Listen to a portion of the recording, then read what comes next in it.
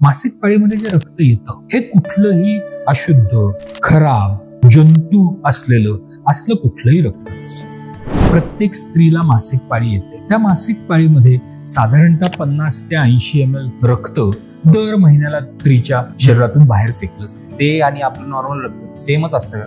माझ्या हाताला कापलं तर जे रक्त येईल तेच रक्त मासिक पाळीमध्ये येतं. फक्त होतं काय की त्या रक्ताला थोडासा वास वेगळा येतो, त्या रक्ताचा रंग थोडासा वेगळा किंवा गडद असतो. हे का होतं? कारण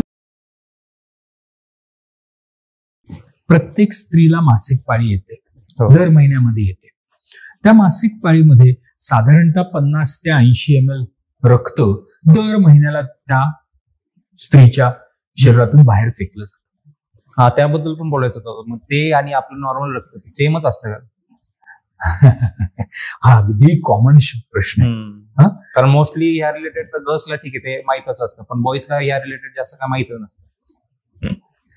मी नेहमी म्हणतो ना की मुली मुलांपेक्षा ऍडव्हान्टेज मध्ये असतात. कारण का की जेव्हा वयात येतात ना तेव्हा मुलींच्या शरीरामध्ये बरेच बदल होतात. मग त्यांच्या शरीरामध्ये बदल होतात, मासिक पाळी चालू होते, सगळ्यामध्ये दिसनेबल बदल होतात. पुरुषामध्ये काय होतं, दाढी मिशा येतात, बस, बाई काही बदल होत नाही. बस मुलींमध्ये बदल झाल्यामुळे त्यांच्या आई वडिलांना त्यांच्याशी बोलणं भागच पडतं, इच्छा असो नसो. बरोबर. पण मुलांचं काय होतं, मुलं डिसएडव्हान्टेज का असतो? कारण मुलांशी बोलायची गरजच नसते ना, असं आई वडिलांना वाटतं. त्याला आपोआप समजेल.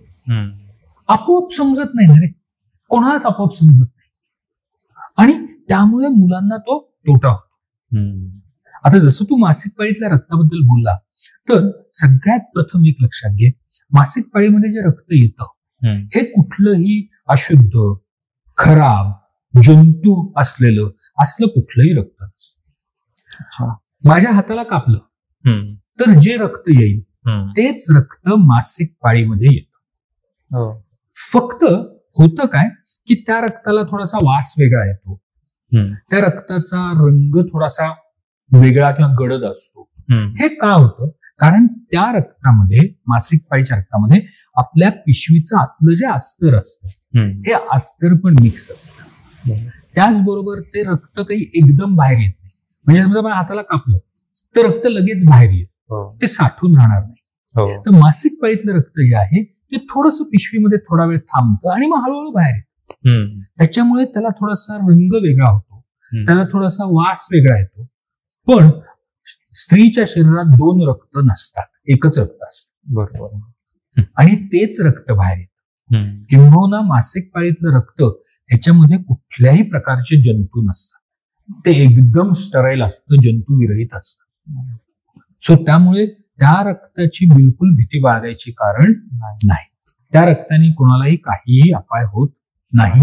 ते कुठलंही वेगळं रक्त नसतं, सेम रक्त असतं जे आपल्या शरीरात सगळीकडे वाहत असतं.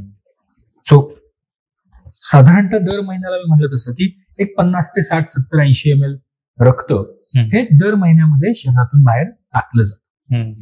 जेव्हा शारीरिक संबंध येतात ना त्यावेळेला काही जणांना थोडासा रक्तस्राव होऊ शकतो.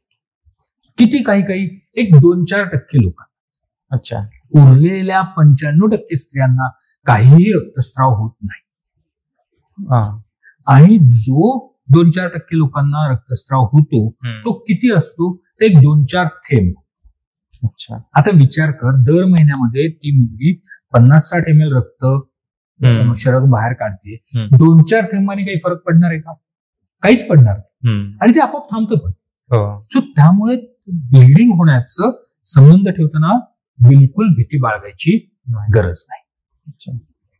दुसरी जी भीती असते ती म्हणजे संबंध ठेवताना प्रचंड वेदना होण्याची. वेदना होतात का? वेदना कधी होतात की जेव्हा आपण आपल्या मर्जी विरुद्ध संबंध ठेवायला जातो. अच्छा. किंवा आपल्यावर कोणतरी जबरदस्ती करतो. आपण जर का आपल्याला पाहिजे त्या व्यक्तीबरोबर, आपल्याला आवडते त्या व्यक्तीबरोबर आपल्या मर्जीने संबंध जर ठेवले तर कुठल्याही प्रकारचं दुःख किंवा त्रास होत नाही. कारण आपला जोडीदार देखील आपल्याला खूप चांगल्या पद्धतीने हाताळतो, अतिशय नाजूकपणे हळुवारपणे हाताळतो.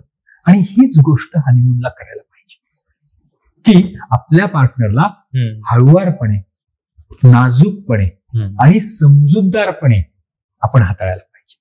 हे 3 पण जर का एकाने पाळले ना तर हनीमूनच्या रात्रीला आपल्याला अतिशय स्वर्ग सुख मिळू शकतं.